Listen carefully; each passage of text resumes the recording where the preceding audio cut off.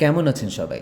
চলুন আজকে এই সাদা পাঞ্জাবিটাকে একটা নতুন লুক দেওয়া যাক। অ্যাকচুয়ালি এই পাঞ্জাবিটার সাইজ অনেক বেশিই বড়, আলমারিতে পড়েছিল অনেক দিন ধরে, কারণ এটা কারোরই গায়ে হয় না। আর যারা আমাকে ফলো করেন কিংবা আমার ভিডিওগুলো দেখেন, তারা এটা অন্তত জেনে গেছেন যে আমি কখনোই ওয়েস্ট কিংবা অপচয় একদমই পছন্দ করি না। আর রাইট নাও আমরা যে গ্লোবাল ওয়ার্মিংয়ের একদম চরম চূড়ায় পৌঁছে গেছি, আমাদের চালচলন, বেশভূষণ সব কিছুই খুব লিমিটলেস। আমরা ইচ্ছা মতো কাপড় চোপড় কিনছি এবং সেগুলোকে ওয়েস্ট করছি, সেগুলোকে নেচারে ফেলে দিচ্ছি এবং সেই কাপড়গুলো মাটিকে নষ্ট করছে, পানিকে নষ্ট করছে, আলটিমেটলি এনভায়রনমেন্টের ক্ষতি করছে। And you have no idea that একটা ড্রেস বানাতে কী পরিমাণে পানি খরচ হয়।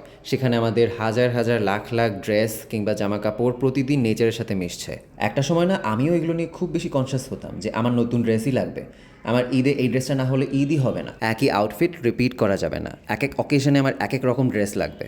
But hold on, can you imagine আপনার এই অ্যাকশনের ফলে নেচারের কী পরিমাণে ক্ষতি হচ্ছে?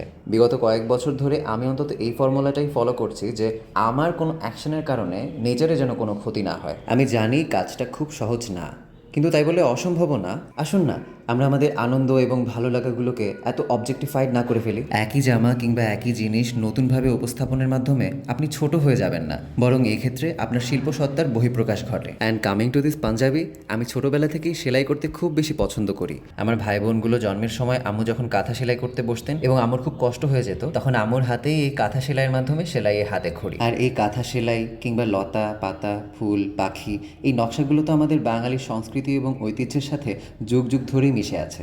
ভুলে গেলে চলবে কি করে? সবাইকে ঈদ মুবারক।